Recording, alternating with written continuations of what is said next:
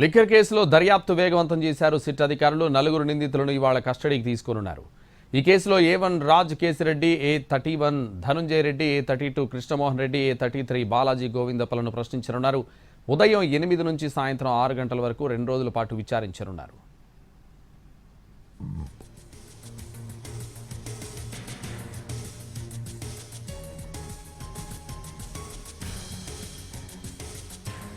Liquor కేసులో దర్యాప్తు వేగవంతం చేశారు సిట్ అధికారులు. నలుగురు నిందితులను ఇవాళ కస్టడీకి తీసుకున్నారు.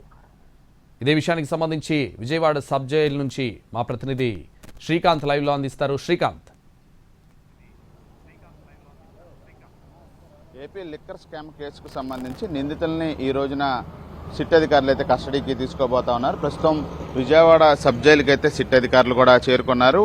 ఈ కేసులో A1గా ఉన్నటువంటి రాజ్ కేసిరెడ్డితో పాటుగా ఇటీవల అంటే ఒక వారం క్రితం అరెస్ట్ అయినటువంటి A31 మాజీ రిటైర్డ్ ఐఏఎస్ అధికారి ధనంజయ రెడ్డి, అదేవిధంగా జగన్మోహన్ రెడ్డి, OSD కృష్ణమోహన్ రెడ్డితో పాటు ఆడిటర్ బాలాజీ గోవిందప్ప వీళ్ళ నలుగురిని కూడా 2 రోజుల పాటు విచారించడానికి సంబంధించి న్యాయస్థానం అనుమతి కూడా ఇచ్చిన నేపథ్యంలో ఆ ప్రొసీడింగ్స్ కి సంబంధించిన పత్రాలన్నీ కూడా తీసుకొని సిట్ అధికారులు సబ్ జైల్లో కూడా కొద్దిసేపటి క్రితం వెళ్ళారు. ఒక 5-10 నిమిషాల్లో నిందితులు నలుగురిని కూడా కస్టడీకి తీసుకొని వైద్య పరీక్షల నిమిత్తం ప్రభుత్వ ఆసుపత్రికి అయితే తరలించిపోతా ఉన్నారు.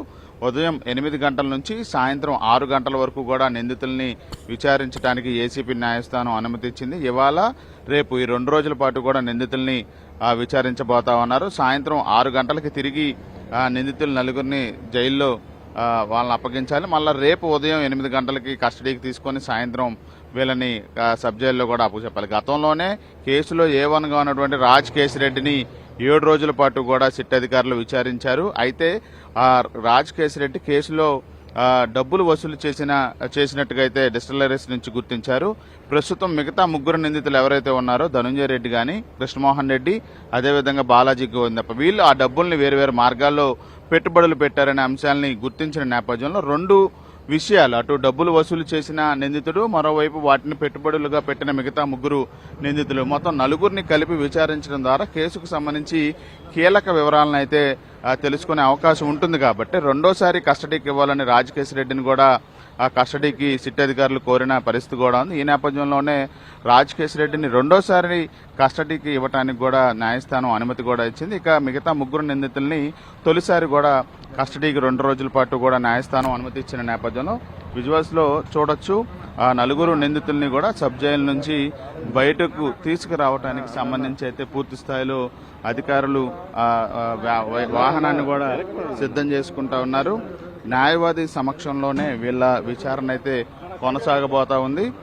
రోజు మొత్తంలో కూడా న్యాయవాదితో 5 నిమిషాలు చొప్పున నిందితులు 4 కూడా 4 సార్లు మాట్లాడుకోవడానికి సంబంధించి కూడా న్యాయస్థానం అనుమతి కూడా ఇచ్చిన నేపథ్యంలో ఉదయం 8 గంటల నుంచి సాయంత్రం 6 గంటల వరకు అయితే 4 నిందితుల విచారణ అయితే సిట్ కార్యాలయంలో కొనసాగబోతోంది. కేసు కీలక దశకు విచారణ కూడా చేరుకుంది. ఎందుకంటే ఈడీ కూడా ఈ కేసుకు సంబంధించి విచారణ ఇప్పటికే ముమ్మరం చేసింది. ఇదే సబ్ జైల్లో ఈడీ అధికారులు 2 రోజుల క్రితం రాజ్ కేసిరెడ్డిని 8 గంటల పాటు సుదీర్ఘంగా కూడా విచారించింది. ఆ విచారణ తర్వాత రాజ్ కేసిరెడ్డి స్టేట్మెంట్ ను కూడా పూర్తి స్థాయిలో రికార్డు చేసిన నేపథ్యంలో ఇప్పుడు తాజాగా సిట్ రాజ్ కేసిరెడ్డితో పాటు ఇతర 3 నిందితుల్ని మొత్తం 4గురిని కూడా విచారించడానికి కూడా న్యాయస్థానం అనుమతితో ప్రస్తుతం అయితే అధికారులు అయితే సబ్ జైల్లో కూడా వెళ్లారు. విజువల్స్ లో మనం చూడొచ్చు. నిందితులు ఒక 2 నిమిషాల్లో అయితే బయటికి రావడానికి పూర్తి స్థాయిలో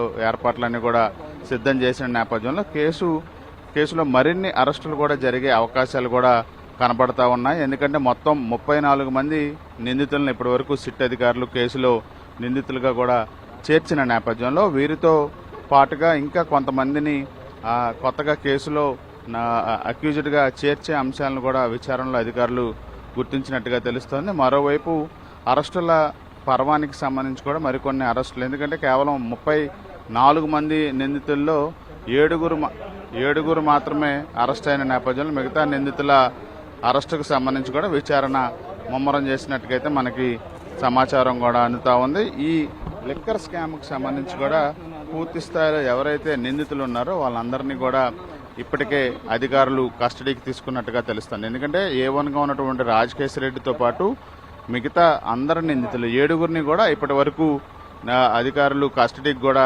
ఇవాళ తీసుకున్న కస్టడీతో పోల్చితే అందరినీ కూడా కస్టడీకి తీసుకున్నట్టుగైతే మనకి అర్థమవుతుంది. మరోవైపు బెయిల్ పిటిషన్ను పరిశీలిస్తే A6గా ఉన్నటువంటి సజ్జల శ్రీధర్ రెడ్డి బెయిల్ కూడా డిస్మిస్ చేస్తూ న్యాయస్థానం ఆదేశాలు ఇచ్చింది.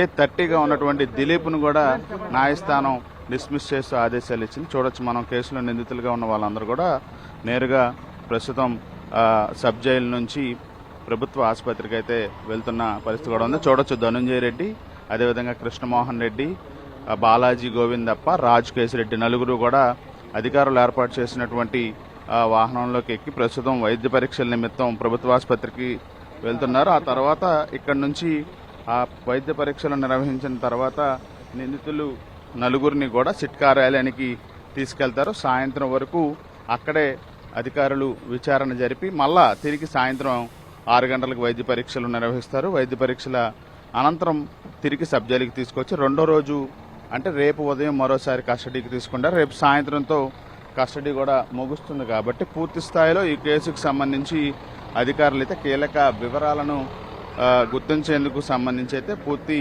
స్థాయి విచారణని ఈ కస్టడీలో కీలక పరిణామంగా అయితే అధికారులు భావిస్తూ ఉన్నారు. సంతోష్. Thank you Srikanth.